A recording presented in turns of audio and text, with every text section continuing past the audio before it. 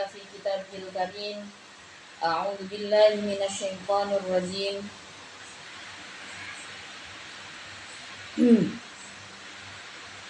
Falamma nasu ma dzukiru bihi ila akhiril ayah. Falamma nasu, dan ketika lupa atau meninggalkan siapa kaum. Falamma nasu, ketika lupa siapa kaum. Taroku artinya meninggalkan siapa kaum. Ma pada perkara dzukiru yang dituturkan, yang disebutkan.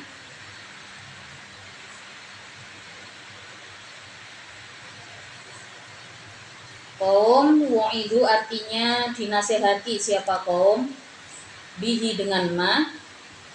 Falam yarji'u, maka tidak mau berhenti, tidak mau menyudahi siapa kaum.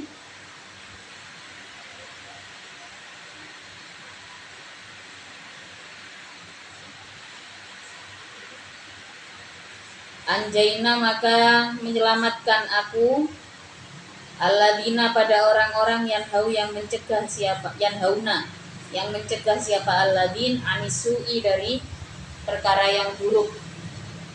Wa akhadna, dan menetapkan aku alladzina pada orang-orang zalamu yang zalim siapa alladzin bil i'tidai dengan melewati, bil i'tidai dengan melewati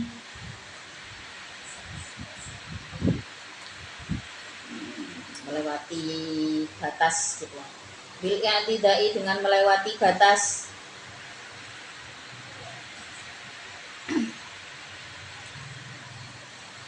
Zalamu yang zalim siapa alladzin bi'adzabin dengan siksa ba'isin yang sangat. Syadidin artinya yang berat. Bima sebab perkara, kanu yang ada siapa alladzin itu yasukuna berbuat buruk, berbuat fasik siapa alladzin. Jadi kemarin dijelaskan bahwa kelompok daripada umat Nabi Musa itu setelah dipecah ya, terbagi menjadi 12 desa, 12 desa ini. Di saat ada larangan untuk mancing atau berburu ikan pada hari Sabtu, kalau diriwayatkan dikisahkan dalam tafsir Ibnu Katsir itu, pergantian hari itu kan sore ya, kalau mengikuti dari mulai tenggelamnya matahari itu. Jadi kan pergantian hari itu tidak pada malam hari ya, tapi pergantiannya itu pada sore hari yang menjelang maghrib ya. Kalau dikisahkan itu Sabtu, yang dimaksud hari Sabtu tidak boleh beraktivitas atau diperintahkan oleh Allah udah jangan berburu ikan pada hari tersebut ya. Itu dikisahkan ya pagi sampai sore gitu. Sementara sorenya di saat pergantian hari ya, berarti ya menjelang maghrib, nah itu silakan, itu sudah ganti kan. Tapi ini ada kelompok-kelompok yang kemudian merekayasa kejadian.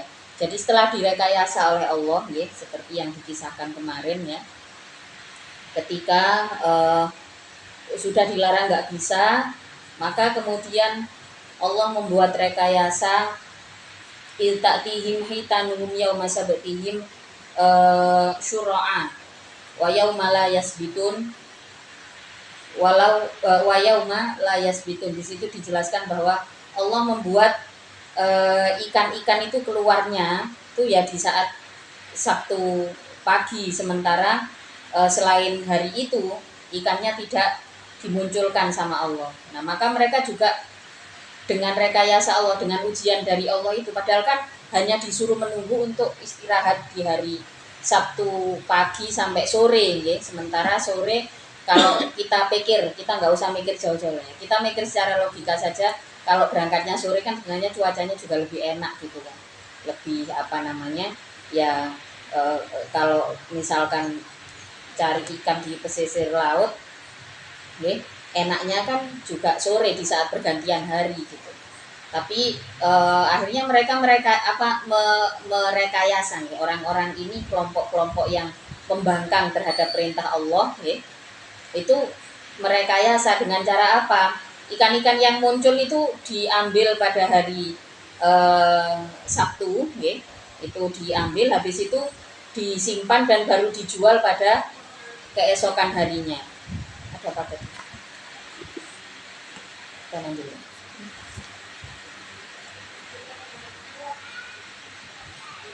Dan baru dijual atau dikonsumsi pada besoknya gitu. Dalam kondisi nggak baru, mungkin bisa di apa namanya, bisa dibayangkan ya bagaimana mereka merekondisi atau merekayasa keadaan tersebut. Nah, dari kejadian tersebut oleh Abdullah bin Abbas dikatakan kaum di daerah pesisir itu, yang di sini dikatakan allati kanat habirotal bahar, atau yang tinggal di daerah Elah, nama daerahnya itu daerah di sekitaran Baitul Maqdis. Di situ orang-orang kemudian setelah kejadian tersebut ya, maka kelompok pesisir ini, orang-orang pesisir ini terbagi jadi 3 kelompok. Kelompok yang pertama adalah kelompok yang apa istilahnya nih, melakukan pelanggaran, yang dengan sengaja melakukan pelanggaran, wis gak ngereken petunjuknya Allah nih, padahal sudah diselamatkan oleh Allah dari berbagai bencana yang kemarin-kemarin itu sudah dibahas nih, mulai dari apa namanya, diselamatkan dari perbudakan Firaun nih, kemudian diselamatkan dari bencana badai gitu. Tapi ya tetap masih ada saja yang ingkar dengan larangan Allah gitu. Ini ada kelompok satu, kelompok yang jelas-jelas secara sengaja membangkang. Kemudian kelompok yang kedua adalah yang nggak mau ikut-ikutan, jadi dia nggak tahu bahwa oh ini nggak boleh sama Allah dan nurut gitu ya, nggak ikut-ikutan. Tapi kelompok yang kedua ini diam. Kemudian kelompok yang ketiga adalah kelompok yang melakukan pencegahan. Kelompok yang melakukan pencegahan. Jadi terbagi menjadi 3 kelompok. Ini riwayatnya dari Ikrimah dan Abdullah bin Abbas ya. Jadi kemudian tiga kelompok ini lumayan panjang pembahasannya ya dalam Ibnu Katsir itu, bagaimana nasibnya 2 kelompok ini, dan itu akan dijelaskan dalam ayat-ayat berikutnya. Nah, di saat falamma nasu ma dzukiru bihi anjaynal ladzi yanhauna 'anisu wa akhadnal ladzina dzalamu. Nah, ketika kelompok pembangkang ini lupa dengan peringatan yang diberikan oleh kawan-kawannya, lupa atas peringatan pencegahan yang diberikan oleh kawan-kawannya, atau tidak tidak mengiyakan. Dalam artian di sini berarti mengabaikan ya, mengabaikan nasihat dari kawan-kawannya. Maka di saat Allah memberikan memberikan adab, yang diselamatkan ya hanya orang-orang yang mencegah pada keburukan, hanya kelompok yang mencegah pada keburukan, kelompok yang melakukan pencegahan. Nah, jadi dari 3 kelompok ini ya otomatis yang paling utama, yang paling mulia adalah kelompok yang selain dia tidak melanggar, dia juga melakukan pencegahan supaya orang lain tidak melakukan pelanggaran. Maka otomatis orang itu harus belajar. Kita sebagai manusia itu harus belajar untuk amar ma'ruf nahi munkar. Kita tahu kebaikan, maka kita komunikasikan kebaikan itu. Tujuan pendidikan yang kemarin saya katakan ya, tujuan pendidikan adalah supaya kita punya daya pikir, atau istilah kerennya sekarang yang akhir-akhir ini agak sering dibahas itu istilahnya adalah critical thinking, critical mindset ya. Kita punya pikiran yang kritis ya, memang harus kritis. supaya kita bisa mencari kebenaran gitu ya, supaya kita bisa mencari mana yang hak, mana yang batil. Di saat contohnya di saat Nabi Ibrahim dibesarkan oleh penanggung jawab, jadi yang disebutkan yang dikisahkan itu ya, memang itu ayah dari Nabi Ibrahim atau orang dewasa yang bertanggung jawab atas Nabi Ibrahim. Itu dikisahkan beliau tumbuh dengan orang dewasa yang merupakan pengrajin patung dewa-dewa gitu. Apa yang kemudian membuat Nabi Ibrahim bertemu dengan kebenaran? Critical thinking. Nggak masuk akal. Iki tak gawe-gawe dulu kok tak sembah. Jadi pikiran kritis itu memang harus ada, dan pendidikan adalah mengarahkan seseorang untuk mampu mengkomunikasikan kritikan, untuk mampu mengkomunikasikan kebenaran, mana yang hak, mana yang batil. Maka dari 3 kelompok tadi, dari orang pesisir 3 kelompok ini, otomatis yang pasti mendapatkan penyelamatan dari Allah adalah ini, anjainal ladzina yanhauna anisu. Berarti yang diselamatkan, kalau hanya dari ayat ini ya, kita hanya melihat konteksnya, berarti yang selamat cuma 1 kelompok. Nah, kelompok yang nggak ikut-ikutan mancing tapi menengahi, ini berarti masuk dalam kategorinya. Tapi kenapa? Karena nggak ada kepedulian, tidak bisa mengkomunikasikan kebenaran.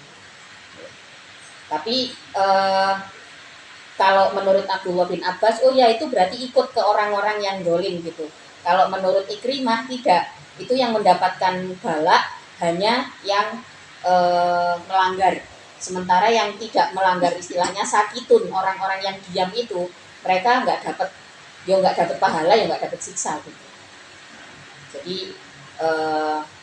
akhirnya banyak yang mengambil, oh ya berarti yang soheh, yang mengambil banyak ulama mengambil dalilnya adalah yang pendapatnya Ikrimah, itu banyak yang disepakati. Kalau kita lihat dari segi ayatnya tok, di sini dikatakan wa akhadnal ladzina dzalamu. Cuma dikatakan di sini yang diselamatkan oleh Allah adalah alladzina yanhauna anisu, orang-orang yang mencegah dari keburukan. Berarti yang diselamatkan oleh Allah adalah mereka yang mampu mengkomunikasikan kesalahan. Ini yang diselamatkan.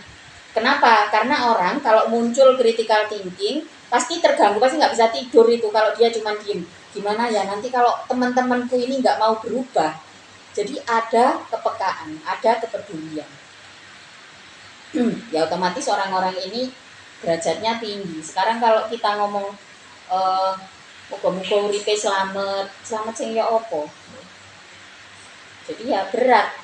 Maka kata selamat itu sebenarnya bukan sesuatu yang mudah diwujudkan. Ya nggak salah juga orang mendoakan wis sing penting uripe selamat gitu ya. Kok sing penting? Jadi kalau kita ngomong wes sapa wae sing penting uripe selamat, seakan-akan selamat itu adalah target minimum. Ya, padahal keselamatan kita itu adalah sesuatu yang besar. Jadi ya jangan seakan-akan mengucapkan kalimat sing penting selamat gitu ya. Kalau bisa. Jadi wes muga-muga selamat, gak usah dikei sing penting. Kalau sampean ucapkan itu kan seakan-akan dipikir kan banyak itu target kehidupan itu kan banyak Selamat juga banyak, selamat dari kesesatan, selamat dari kedoliman, kan? Maka keselamatan itu adalah sesuatu yang besar. Jangan diucapkan seakan-akan selamat itu adalah doa yang sebuah pencapaian yang kecil, Itu adalah sebuah pencapaian yang besar dan dijanjikan oleh Allah bagi orang-orang besar, Contohnya dalam case ini, dalam situasi ini, dalam situasi soal mancing di hari Sabtu itu tadi ya, soal berburu ikan di hari Sabtu itu, akhirnya Allah mengeluarkan fatwa mengenai Allah mengeluarkan ayat mengeluarkan petunjuk mengenai kelompok mana yang diselamatkan oleh Allah. Wa akhadna, dan menetapkan aku alladzina pada orang-orang dolamu yang golim. Siapa alladzin? Bil i'tidai, dengan melewati batas, bi adzabim ba'isin bima kanu yafsukun. Kemudian orang-orang yang dolim ini Jadi kalau dipikir-pikir lagi berarti golongan yang cuma diem itu ya sama saja membiarkan kezaliman. Ya. Kalau menurut pendapat yang sering dipaparkan oleh Abi, termasuk minal kabair, termasuk dari dosa besar itu adalah pembiaran terhadap kebatilan. Maka kebatilan itu ketika merajalela kita nggak boleh diem, ya. Bersuara sebisa kita, seperti apapun itu, ya. Itu perlu. Kita nggak boleh membiarkan situasi dolim itu, apalagi sampai melukai diri kita dan keluarga terdekat kita, ya. Apalagi sampai meluas, ya. Kedolimannya meluas, melihat kebatilan apapun sebisa mungkin ini kita bersuara atas hal tersebut. Yo isone otomatis kita sesuaikanlah dengan seberapa suara kita, nanti Allah yang sampaikan. Di saat Allah perintahkan adzan kepada Nabi Ibrahim di saat berada di setelah pembangunan Ka'bah, kata Allah ya di dalam surat Al-Hajj itu kan dijelaskan ya, suarakan adzan. Terus Nabi Ibrahim bertanya, siapa yang akan mendengar suara saya? Kata Allah, suarakan saja adzan itu. Nanti semua umat seluruh dunia, ya, akan saya perdengarkan. Siapa yang mendengarkan? Ya orang-orang yang di masa depan, di masa mendatang nanti akan bisa datang ke Makkah. Nah itu berarti orang-orang yang pada saat Nabi Ibrahim adzan, ya, itu menjawab adzan daripada Nabi Ibrahim. Jadi Allah yang menyampaikan. Maka mudah-mudahan kita termasuk dari salah satu dari orang yang menjawab adzannya Nabi Ibrahim, ya. Sehingga kita bisa sampai ke Makkah nantinya.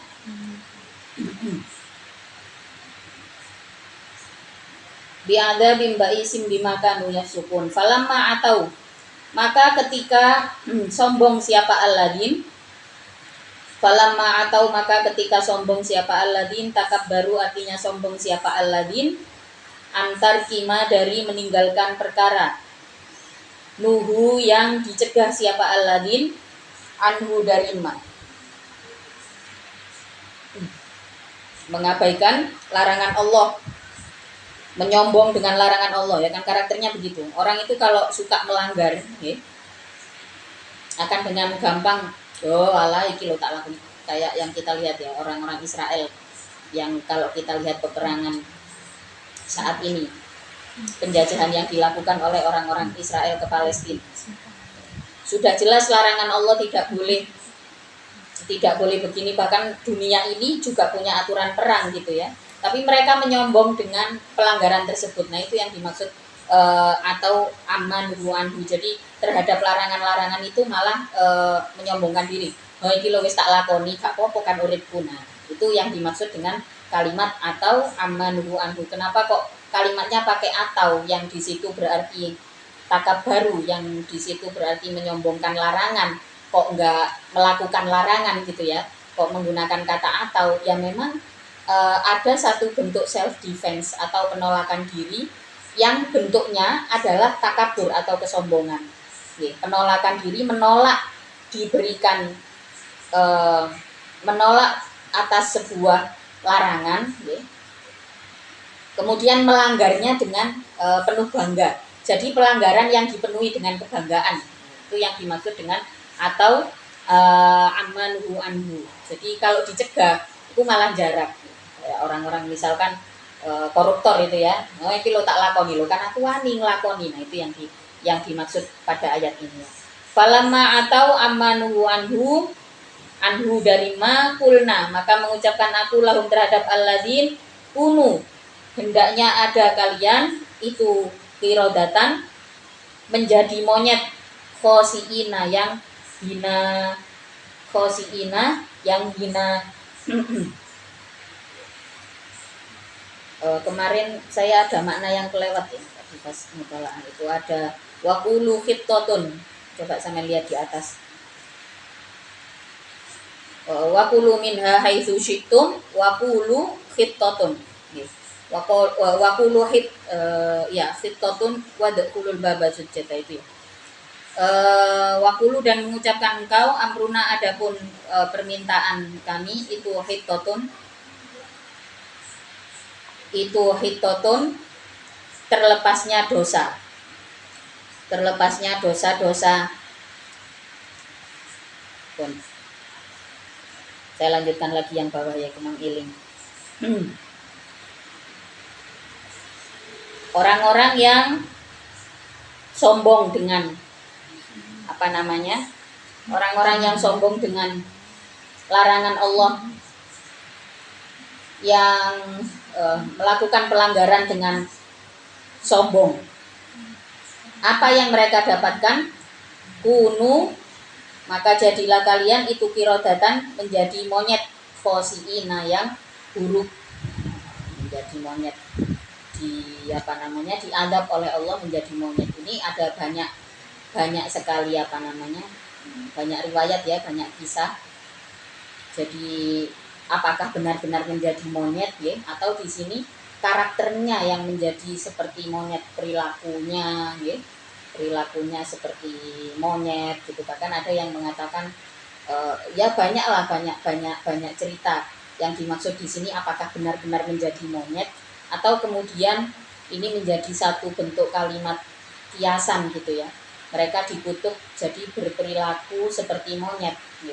Berperilaku seperti monyet sing gak pantes secara secara kemanusiaan, tidak patut disebut manusia.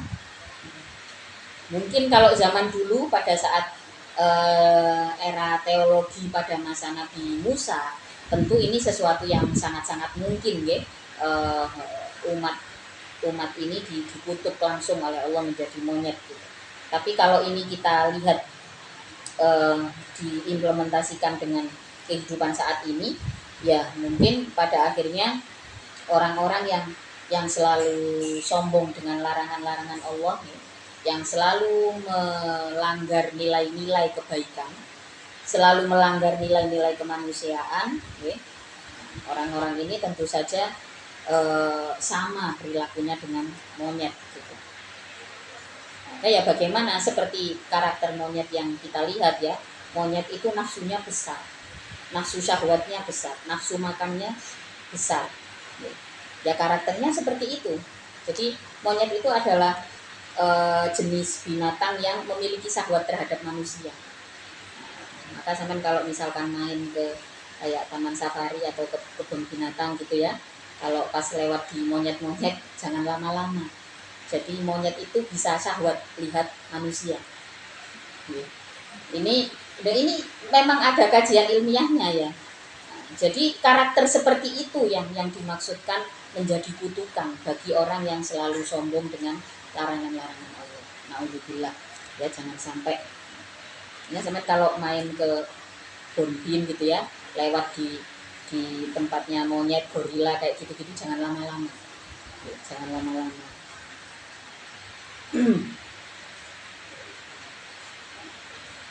Sogirina artinya yang hina-hina. Fakanu, maka ada siapa? Alladin, menjadi kiroda. Fakanu, maka ada siapa alladin itu fakanuha. Nah, ini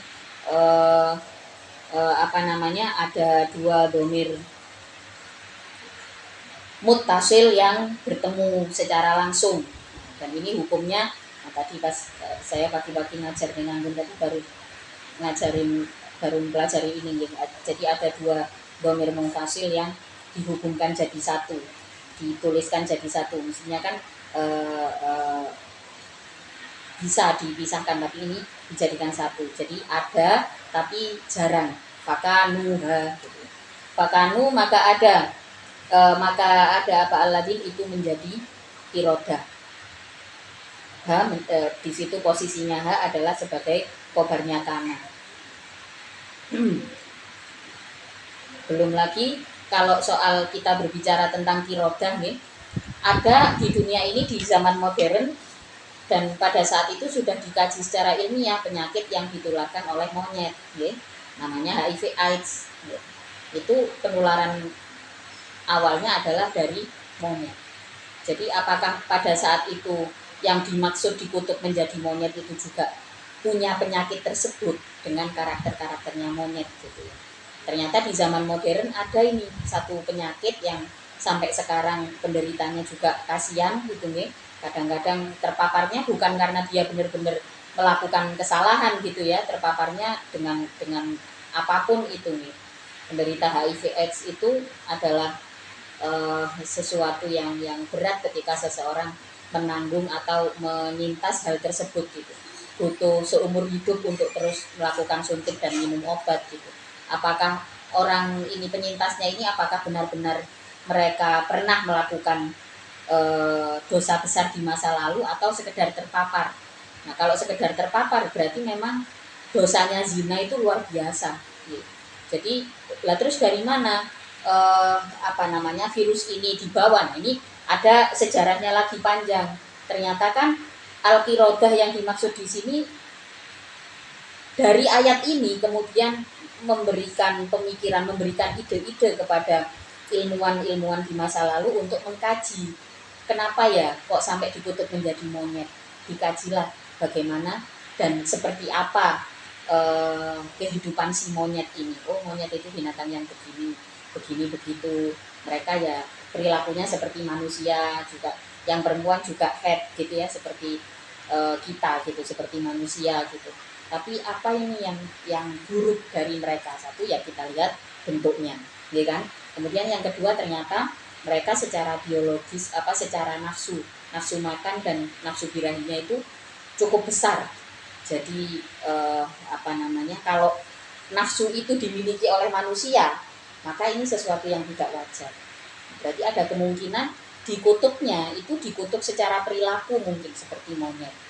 Kemudian di era yang lebih modern lagi ditemukan yang namanya virus HIV/AIDS gitu, di mana virusnya ini adalah virus yang dibawa atau yang tadinya hanya ada pada makhluk yang namanya monyet.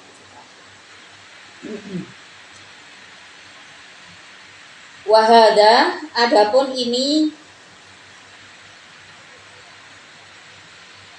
Wahada adapun ini falam manasu madzukiru bihi. Ya, ayat itu maksudnya nih. Adapun ini ayat itu tafsilun perincian, itu tafsilun perincian 5 terhadap perkara qoblahu yang sebelum hada. Qala berkata siapa Ibnu Abbas, Abdullah bin Abbas, ma'adri tidak mengetahui aku ma pada perkara fu'ila yang dilakukan apa ma bil firqoti dengan kelompok as-sakitati yang hanya diam. Nah, ini tadi yang saya jelaskan gitu. Waqala dan berkata siapa Ikrimah lam tuhlak tidak dirusak siapa firqoh li'annaha karena sesungguhnya firqoh itu karihat benci siapa firqoh ma pada perkara fa'alu yang melakukan siapa firqoh hu pada ma. Jadi kalau kata Ikrimah mereka tidak dirusak, ya, kelompok ini tidak dirusak karena sebenarnya mereka ingkar juga tapi enggak speak up. Ya. Jadi kalau ada kebatilan maka saya sering katakan, ya, sekalipun kebatilan itu terjadi di ruang paling pribadi dalam kehidupan kalian, nanti kalau sudah menikah itu ya misalkan, di situ terjadi sesuatu yang membahayakan diri kalian gitu ya, yang membahayakan keamanan diri dan kalian tahu bahwa oh ya pasangan saya punya perilaku yang buruk gitu, sekiranya terlalu membahayakan jangan diam atau sampean akan terjebak dalam situasi yang semakin buruk. Jadi ya kelompok yang hanya diam itu memang dari zaman dulu ada, karena kadang-kadang orang berpikir gimana ya lebih baik kan nggak ada resiko, nggak ada resikonya kalau kita cuma diem, memang nggak ada resikonya, terus gak apa-apa wes awakku tambah rusak gitu ya, atau aku ya gak seneng yang dilakukan oleh kelompok ini juga begitu, kelompok yang cuma diam itu tadi mereka sebenarnya nggak suka tapi nggak ada kepedulian terhadap sesama, akhirnya ya sudah mereka cuma diam. Maka harusnya idealnya sebagai manusia yang educated, manusia yang terdidik gitu. Sebagai orang yang terdidik, kemudian kita paham norma-norma agama dan kehidupan, kita juga harus paham nih bagaimana negara ini melindungi kita sebagai individu. Nah, ini pentingnya pendidikan, apalagi di zaman sekarang ya, kita harus paham itu. Kalau ada orang yang menyalahi, melanggar hukum gitu ya, melakukan pelanggaran hukum, jangan diam. Itu saya berusaha melakukan itu dari saya masih kecil nih, saya mulai ngajar itu di usia yang cukup muda, pada saat itu umur 14 tahun sudah mulai latihan ngajar gitu. Ada kebatilan apapun yang tidak sesuai dengan yang memunculkan critical thinking, saya nggak diem, akan berusaha untuk mengkomunikasikan hal tersebut sehingga bisa teratasi, sehingga kesalahan dan keburukan itu tidak menjadi lebih parah, ya, tidak menjadi lebih parah. Jadi ya sama ketika, ya satu contoh aja wes ya, saya sekarang sudah tidak lagi mengajar di Rijan gitu ya, sudah tidak lagi di sana, tidak lagi melakukan kegiatan di sana gitu. Kenapa? Oh ya, ada kebatilan yang saya tidak bisa diam, maka ini perlu saya sampaikan sebagai critical thinking yang harus tersampaikan ya, karena mereka adalah generasi yang lebih muda daripada saya gitu ya, tapi melakukan hal-hal yang apa namanya, di situ ya bisa dibilang mungkin ada pelanggaran pelanggaran hukum, seperti hukuman-hukuman yang dilakukan kepada para santri yang menurut saya itu tidak seharusnya begitu gitu, atau aturan-aturan yang kegiatan-kegiatan yang sifatnya pembiaran ya, tidak ada pengembangan terhadap teman-teman yang sudah belajar di sana. Saya nggak bisa diem, harus menyampaikan hal tersebut. Kalau ternyata tidak mampu terrekonsiliasi ya, tidak mampu terkomunikasikan, oh ya sudah ya, akan ada masa di mana Allah akan memberikan apa namanya, pergantian jalan hidup untuk saya. Jadi tapi yang penting apa? Yang penting kita nggak diem.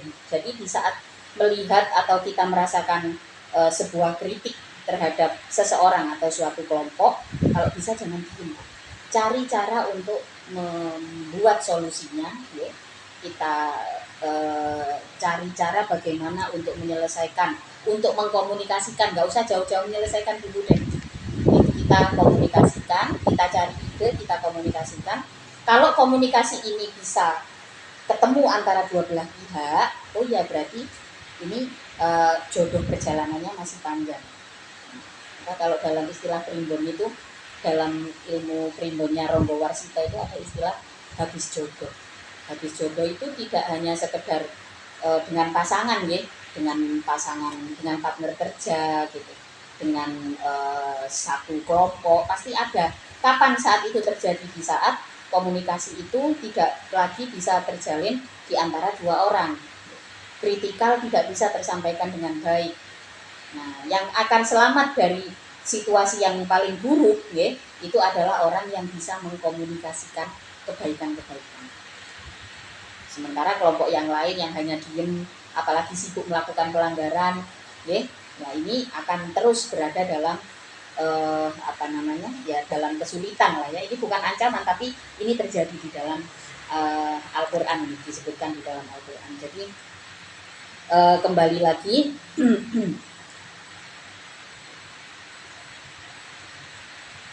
kelompok yang diam ini, kata Abdullah bin Abbas, saya tidak tahu kalau di dalam apa namanya, di dalam tafsir Ibnu Katsir, Abdullah bin Abbas ini cenderung mengikuti pada konteks ayatnya, di mana ayat yang tadi kita baca itu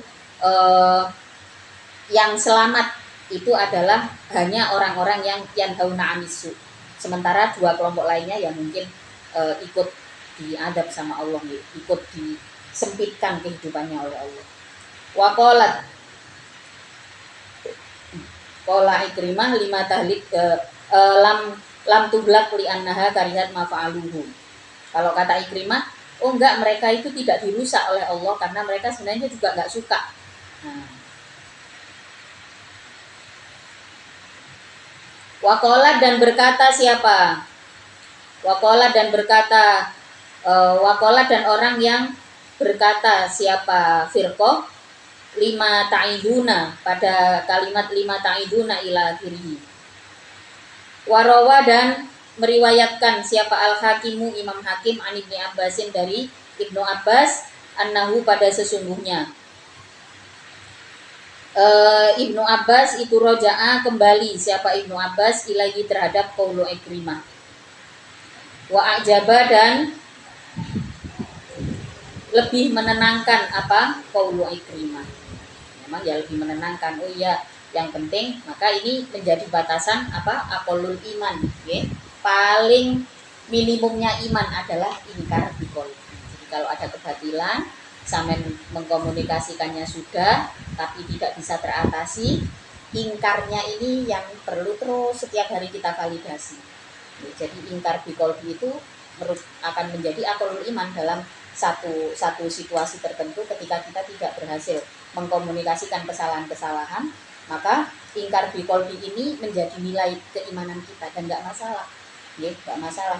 Yang penting apa kita sudah pernah berusaha mengkomunikasikan kesalahan tersebut. Nah, jadi misalkan kita lihat ini di zaman saat ini kok banyak ya anak-anak, lihat situasi orang-orang terdekat kalian gitu ya, kok misalkan orang ini mestinya sudah berkewajiban bekerja gitu, kok nggak kerja, atau misalkan teman saya ini baik tapi kok sholatnya bolong-bolong gitu. Sesekali diingatkan sebagai bentuk kepedulian gitu ya, tapi kalau misalkan memang sulit diubah, ingkar dalam hatinya jangan hilang, karena ini menjadi nilai keimanan. Suatu saat nanti saat di akhirat, saya sedang nulis pengalaman saya ngaji 2 tahun, ngaji cuma 2 tahun di Rijan kemarin, saya kumpulkan dalam satu buku gitu ya. Kemarin yang saya tulis itu adalah tentang siksa neraka gitu, tentang siksa neraka, tapi satu hikayat gitu, ada satu hikayat di mana orang yang beriman pada akhirnya nanti ada malaikat Malik itu ketika memerintahkan kepada neraka ini sampai maju mundur gitu ya, hai neraka gitu ya, serang tangannya gitu, diserang ketika serang kepalanya diserang oleh api neraka, kemudian serang wajahnya, api neraka nggak mau. Loh, kenapa nggak mau gitu? Karena wajah orang ini dipakai untuk bersujud. Kemudian disuruh lagi api neraka, oh ya sudah biarkan. Disuruh lagi menyerang kepada orang yang beriman tapi sombong gitu ya. Ya termasuk kesombongan orang yang beriman itu tidak mau mengingatkan sesama, tidak mau peduli pada sesama. Terus disuruh membakar hatinya, ya wis iki bakaran entek sampai sekujur tubuhnya habis, sak jero-jeroannya habis. Neraka nggak bisa, nggak mau. Loh, kenapa nggak mau? Saya nggak bisa merusak wajah dan hati orang ini, karena wajahnya selalu dipakai untuk bersujud, kemudian hatinya selalu ada iman di dalam hatinya. Maka apapun yang ada dalam hati kita, hal baik itu dirawat. Ya. Hal baik itu dirawat. Misalkan ada orang nanya sama saya itu kok semangat banget ya kalau sama uang gitu, tidak ada hal yang lebih menarik selain uang. Ya tak bilangin gini, ya nggak apa-apa, suka sama uang itu nggak apa-apa, daripada suka membenci orang lain ya lebih baik suka sama uang gitu. Karena ini akan menjadi menjadi tanda keimanan di hati kita, dan insya Allah akan menjadi salah satu hal yang menyelamatkan kita dari api neraka. Allahumma ja'alna minhum. Berikutnya wa'il ta'adzana dan ketika memberitahu, a'lama artinya memberitahu siapa Rabbuka Tuhanmu, laya ba'asanna benar-benar akan mengutus siapa Rob, alaihim atas orang-orang Yahudi. Ail Yahudi artinya orang-orang Yahudi, ila yaumil qiyamati sampai ke hari kiamat, man pada orang yasumu yang mencicipkan, man hum pada al yahud su al adabi pada buruknya siksa.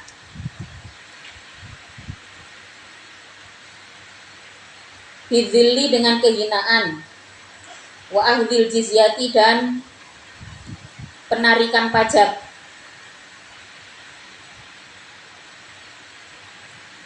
Jadi penarikan pajak itu digambarkan oleh para ulama itu sebagai takdir yang buruk pada suatu kelompok manusia gitu ya. Dan di zaman sekarang ternyata semua negara melakukan ini. Itulah kenapa negara-negara Arab masih memegang prinsip untuk tidak menarik pajak. Untuk tidak menarik pajak karena para ulama itu mengatakan situasi yang terburuk dalam kehidupan sosial itu adalah ketika rakyatnya harus membayar upeti atau pajak. Ini situasi yang tidak baik ya menurut para ulama terdahulu. Kenapa? Karena Rasulullah ya, ketika berhasil kemudian menjadi pusat pemerintahan dunia, pada saat itu Rasulullah menghentikan tradisi pembayaran upeti. Dan tradisi ini masih dipegang sekarang oleh negara-negara Arab. Sayangnya Saudi itu, negara Saudi itu sayangi sekarang mulai menarik pajak mulai dari sekitar tahun 2018 lah, ketika negara Saudi ini sudah mulai akrab dengan Indonesia dan Pak Jokowi, yang mereka ikut-ikut kok enak kayak pemerintah Indonesia. Jadi sekarang apa-apa di Mekah itu cenderung mahal karena ada pajaknya juga. Tapi masih banyak negara-negara Arab yang pegang tradisi untuk tidak menarik pajak. Bidzilli wa ahdil jizyati, faba'atha, maka mengutus siapa Allah alaihim atas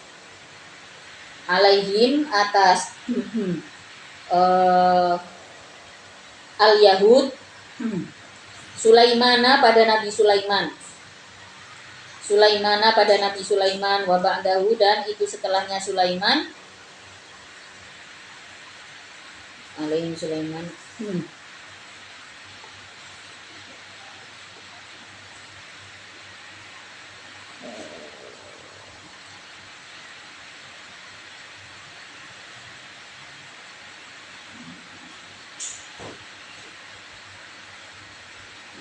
Nasoro, yaitu raja. Wa ba'dahu, dan setelahnya Sulaiman,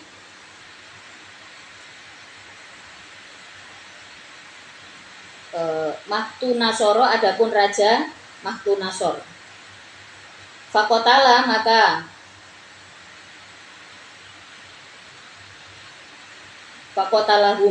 maka membunuh siapa raja tersebut hum pada al-Yahud. Wasaba, dan mengungsikan siapa raja tersebut, Mahtu Nasor itu ya, hum pada al-Yahud. Wadoroba, dan menjadikan siapa Mahtu Nasor alaihim atas al-Yahud al-jizyata pada pajak. Fakanu, maka akan ada maka ada siapa al-Yahud itu yaudunahu, membayar pajak siapa al-Yahud pada Mahtu Nasor ilal majusi, pada jizyah ya, pada jizyah ilal majusi, pada orang-orang majusi. Jadi Allah katakan wa ita'adzana rabbuka la yab'atsanna 'alaihim ila yaumil qiyamah may yasumuhum su'al 'adzab. Orang-orang Yahudi ini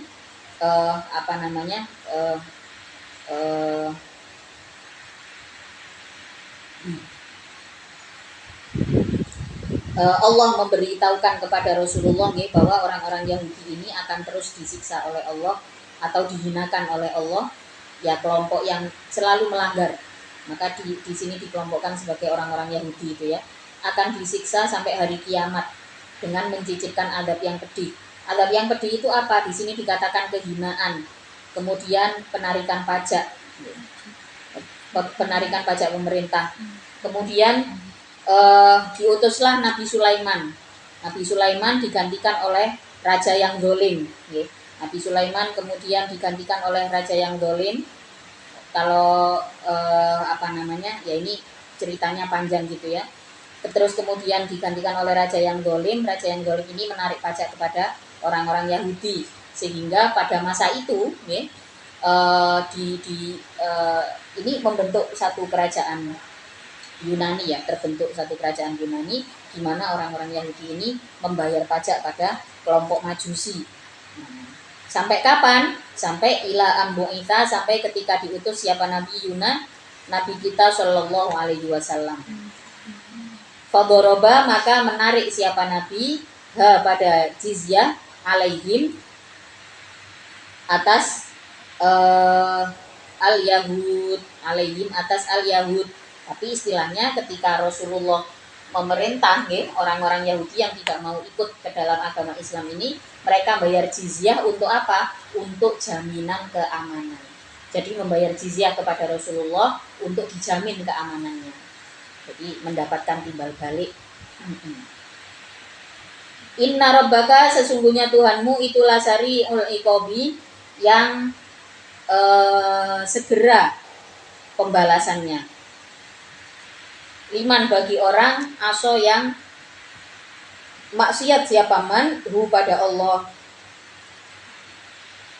Wa innahu, dan sesungguhnya Allah itulah ghafurun, benar-benar maha pengampun, li ahli taatihi, bagi atau terhadap ahli taat terhadap Allah, pada ahli taatnya Allah gitu ya.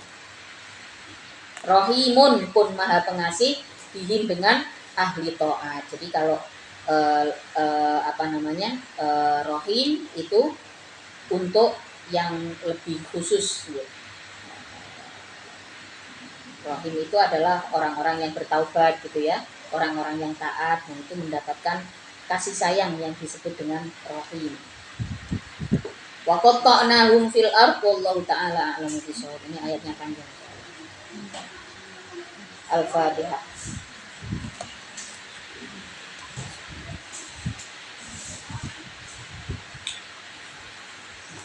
Majlis.